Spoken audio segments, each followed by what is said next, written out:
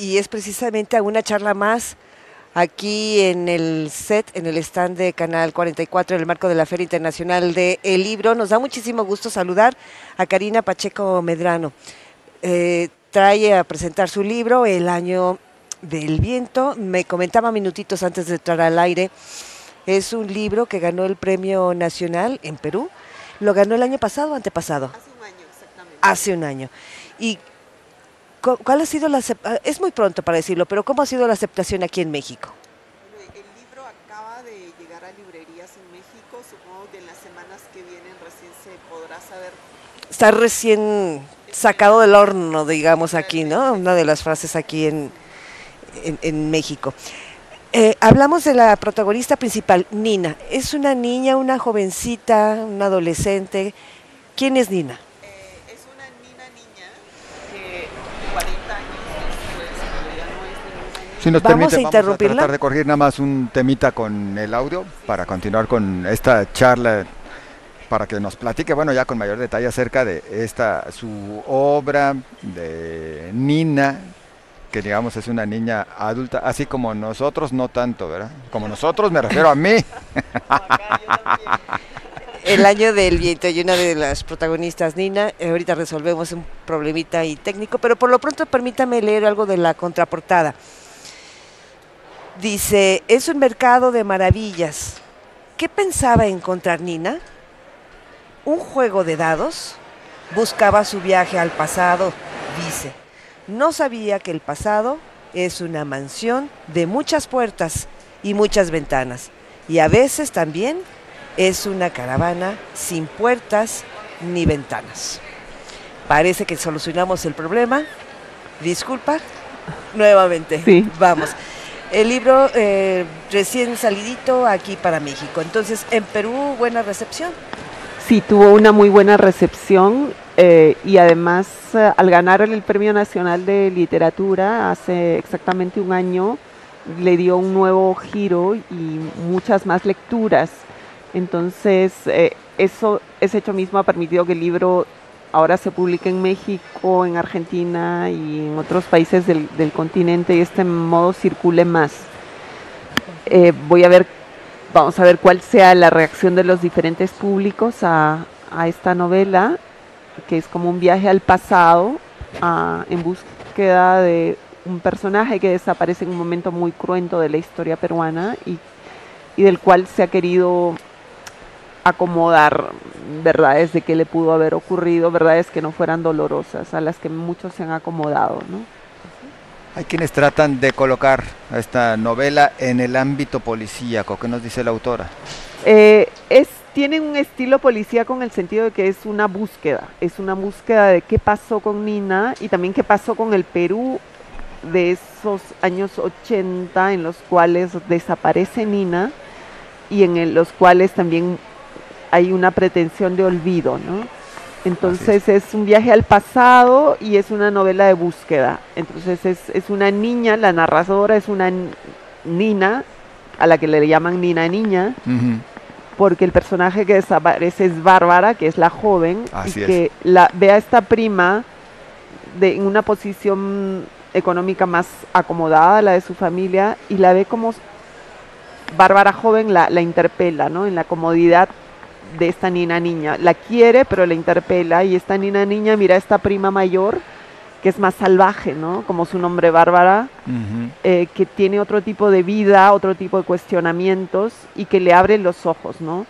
Y en medio de la tormenta, Bárbara se va a trabajar como profesora a una zona donde la violencia empieza y es muy cruda y desaparece, ¿no? Y la familia dice se ha ido a Brasil.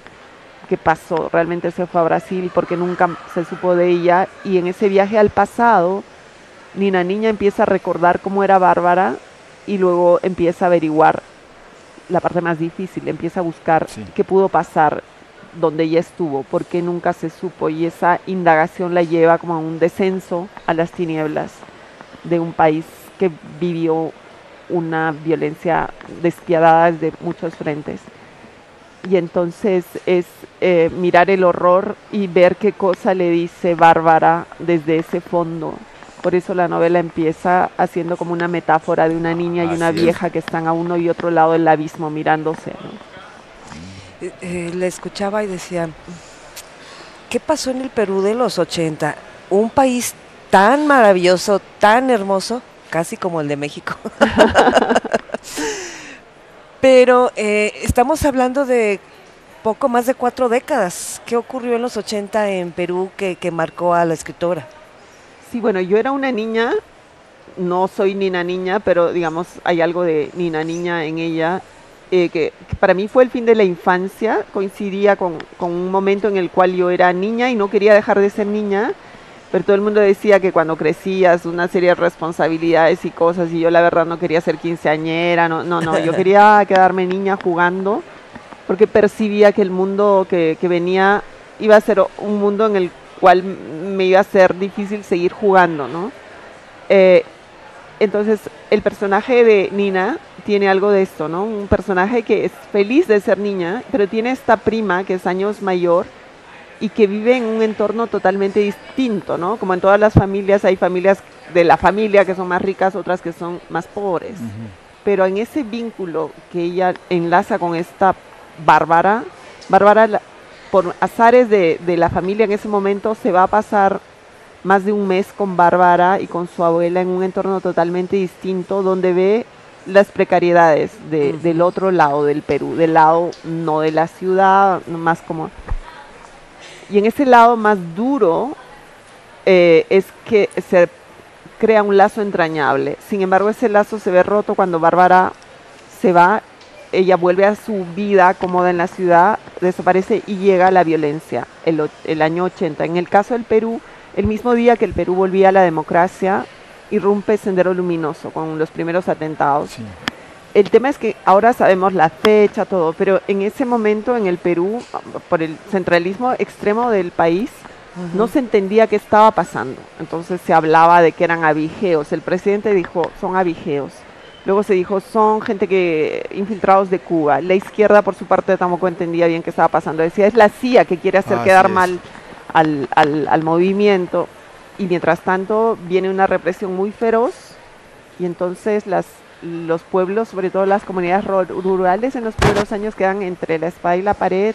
También en medio de esos hay ajustes de cuentas entre vecinos. Todo lo que ocurre cuando un país entra en guerra o en grave conflicto armado, ¿no? Hay otros pozos de odio que han estado macerando que salen en ese momento. Y la novela también enfoca esto. A ver, Karina, perdón, estamos ya a punto de despedirnos, pero la realidad es que tendría que decir que todo lo que nos ofrece la novela invita a los mexicanos en este momento a una sacudida, porque vivimos momentos sí violentos, vivimos sí, agresiones por todos lados y por supuesto que se padece, no se diga en el caso particular de Jalisco, pues de desapariciones. Sí. Es decir, ¿qué mensaje puede quedar después de leerlo? ¿Existe solución, existe salida a estos escenarios de violencia? Yo creo que, o sea, si olvidamos enterrar bien a los muertos, si no nos condolemos con el dolor de las familias, todo eso permanece como fantasmas que nos acosan. No tan la de los que han muerto, pero también la de las violencias que permiten esto, ¿no? Entonces no podemos mirar al futuro sin detenernos a curar la herida y a darles verdad, reparación, justicia y por la mínima mirada. Yo creo que necesitamos mirar ese abismo. Si no miramos el abismo y queremos irnos por las ramas, el abismo no va a desaparecer, puede más bien seguir creciendo. Sí, desde las frases que yo digo aquí con nuestros desaparecidos y a las familias, a la audiencia, si no hay empatía a lo que está ocurriendo, pues sí estamos ante un abismo. Y antes de que me regañen, yo le pregunto a Nina, no a Karina, más de 40 años. Hoy en Perú, en donde han tenido golpes de Estado, en un año 7 presidentes, ¿Nina está mejor hoy que hace 40 años? Yo creo que se sigue haciendo las preguntas que le interpelaba a la prima y las que ella misma se hace, ¿no? La de países que teniendo raíces tan potentes, sin embargo, se siguen enredando sin mirarnos unos a otros. Y eso permite que que caigamos en una conflictividad permanente y venenosa y sin mirar el cómo construir algo donde todos podamos reconocernos con nuestros derechos en nuestras diferencias. Karina Pacheco, qué gusto que nos acompañe aquí en Radio Universidad de Guadalajara, Canal 44, así como le fue muy bien en su país y que ahorita está este libro recién sacado del horno, pues le vaya muy bien en México y en otras latitudes. Muchas gracias. Muchísimas gracias. A ustedes, gracias. Volvemos en